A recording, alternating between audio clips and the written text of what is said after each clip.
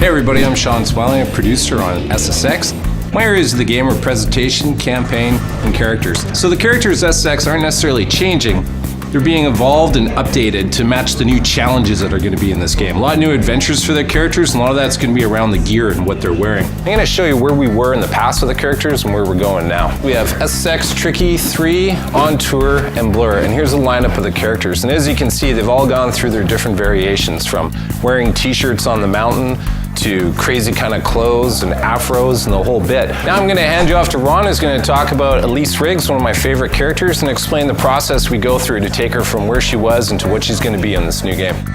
I'm Ron Bignell, art director on this franchise, and I'm just going to take one of the characters here and run you through sort of a process in terms of how we're evolving our characters. It's about staying true to the franchise and bringing the SSX IP characters of the old and bringing them into the SSX of the future. And there's a flavor that's going on here, which is more about believable gear, believable wardrobe, to enable the characters to exist and do their best in this more of a rough, natural world.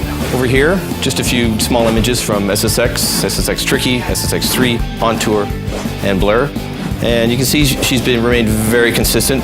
I think the artist, depending on who the character lead was, probably had a little bit of anatomical fun in terms of her build, but that's what character artists do. These images here is the current concept art that we're working with in terms of evolving Elise. This gives you kind of a look at the process we go through. I mean, you can just tell from a build and proportion, she's very true to where she was. I mean, this is not a simulation sports game. This is not anatomically correct models. This is, sort of superheroes on a snowboard. So we're pushing proportions, pushing scale, and well, that is there to support, the over-the-top gameplay and the exaggerated worlds that they live in. So that's it for taking a look at the concept art and the process we go through to create our IP characters. Let's take a look at Mike Christensen's work. He's our character modeler lead, and see Elise in game.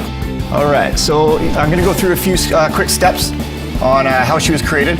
The first step is getting the concept, and then from the concept really getting a sense of proportion and scale of the character.